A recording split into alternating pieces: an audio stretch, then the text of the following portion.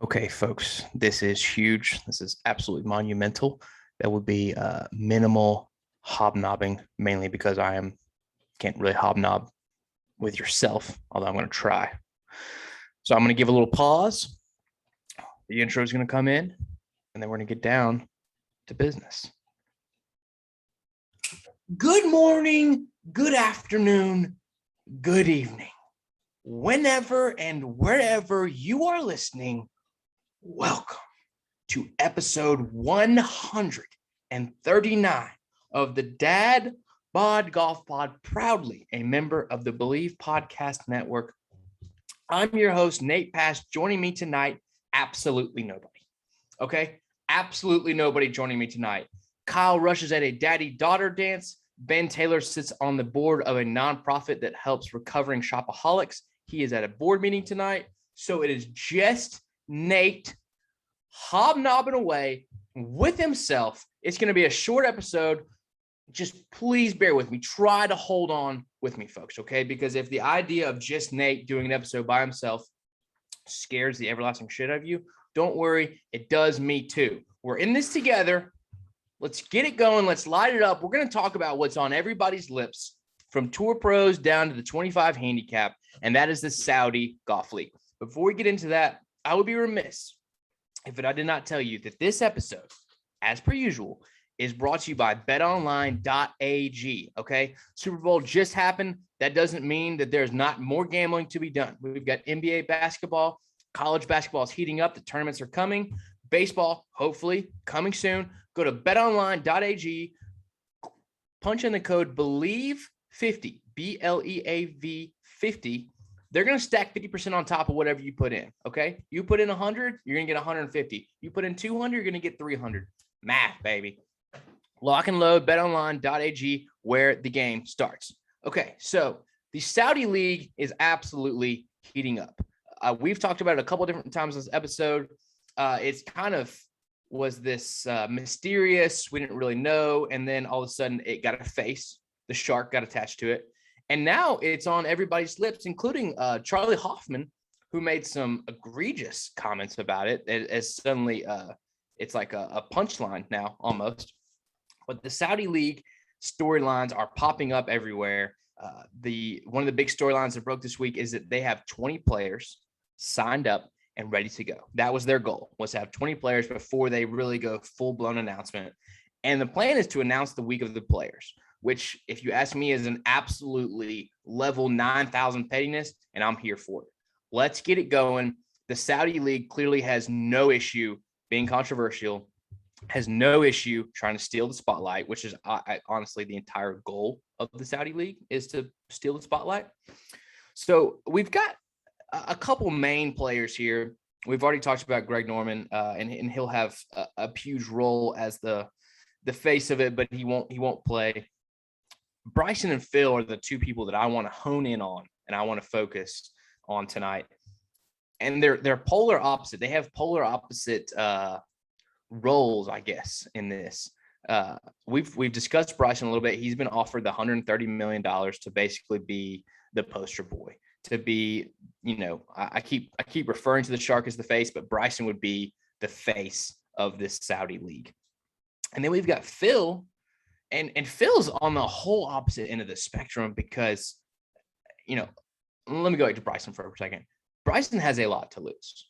Bryson is, you could consider him at the peak of his career. He's playing the best golf that he can play.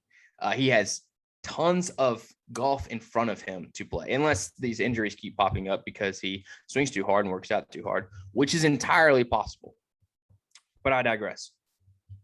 Bryson has a ton to lose. His career sort of hangs in the balance if he decides to make this move.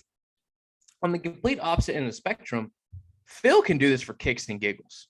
Phil has this unique place where he's 51 years old.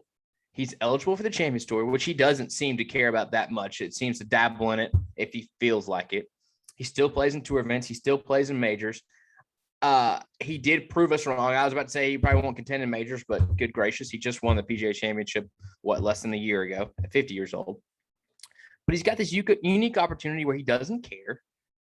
He is on the kind of the back end of his golf career, but he has as much influence. You could call him possibly the second most influential guy in golf behind Tiger Woods. So he's got all this pull, and now he's lent his name to this tour that a few months ago was this odd, mysterious, not sure what's going on. Now, all of a sudden, boom, Greg Norman, Bryson DeChambeau, Phil Mickelson.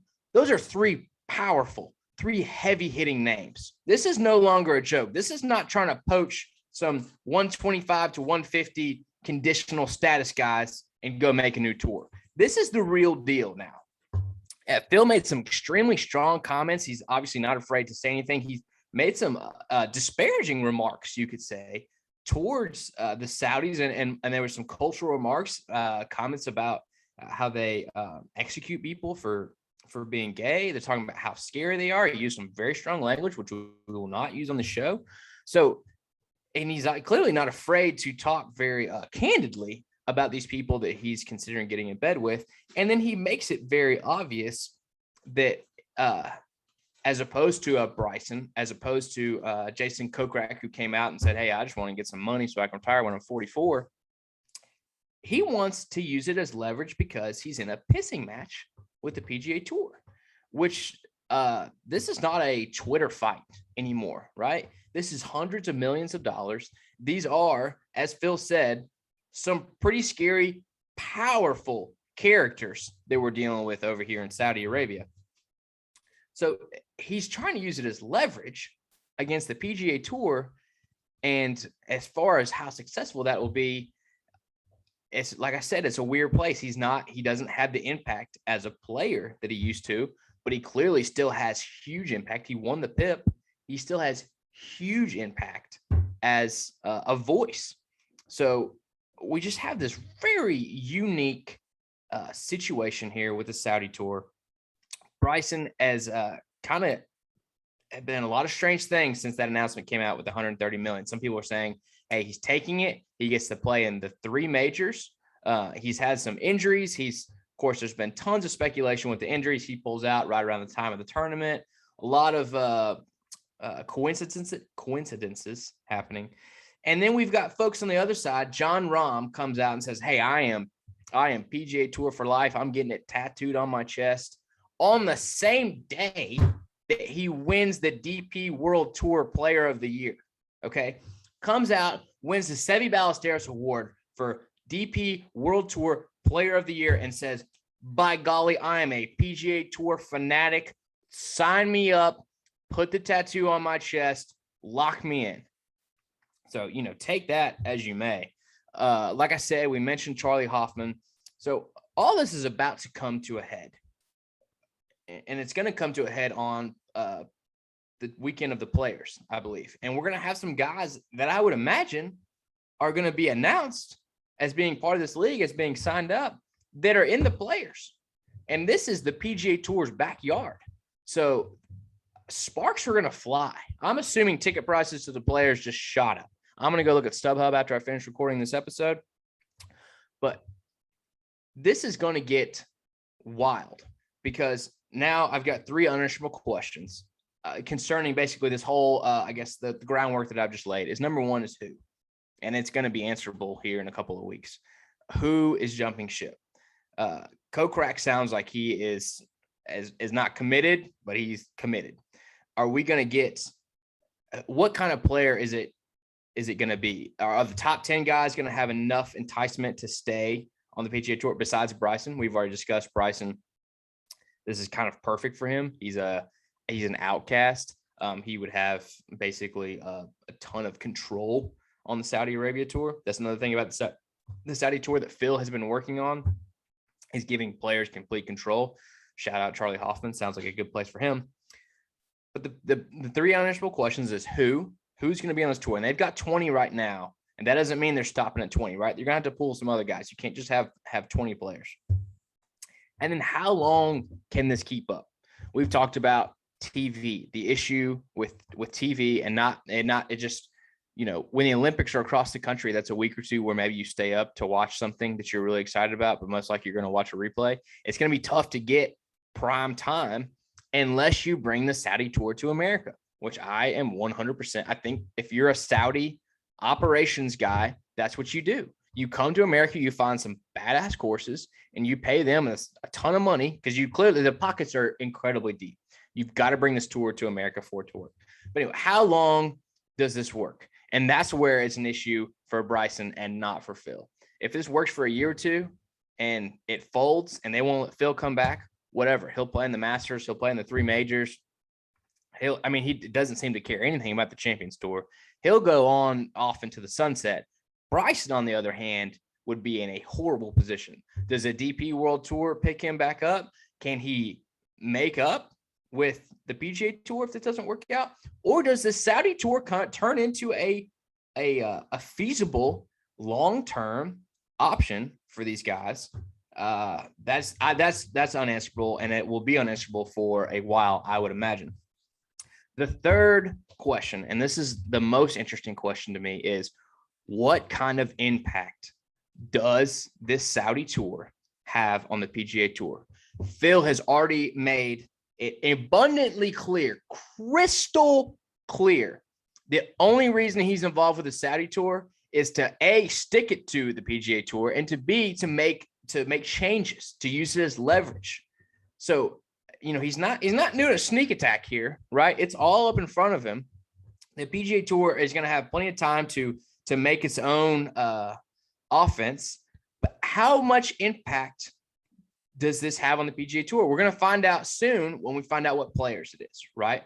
Because the bigger the names, the more impact it's going to have. The PGA Tour runs off of its players. It runs off of the names. It runs off of being able to advertise. That's why they want these guys who are winning the PIP to play in a tournament they don't normally play in. They've got to have big names at every tournament. That's how the PGA Tour succeeds. That's its entire business model, is having the biggest golf stars in the world in their grasp. And as Phil would say, it's become a dictatorship. Obviously, Phil will say anything. He's a big rebel rouser. He likes to rouse the rebels. But it's interesting to note that the PGA Tour will have to deal with this. And up until now, they can say, hey, with it, this is not a big deal. There's nothing real yet. But when that announcement comes out, when you're playing your tournament in your backyard, it's going to be an issue, and you're going to have to deal with it. And you're not just going to have to deal with Bryson and Phil. You're going to have to deal with the other 20 guys who just signed on. And if this doesn't pan out in a year or two, then you may have to deal with 20 guys who want to come back to the PGA Tour and are ready to make it a PR nightmare for you if you don't. So lots of different things happening with the Saudi Tour. It's finally coming together. This is exciting for those of us who just like to watch the world burn, because finally we're getting more concrete plans. The Players is going to be awesome. It's TPC Sawgrass. It's one of the best tournaments of the year. And now we've got drama to look forward to. Now we are just waiting for this announcement. When in golf do we have announcements that we just sit and wait for? We've been waiting for Tiger to come back. Also, by the way, Tiger Shady's coming back.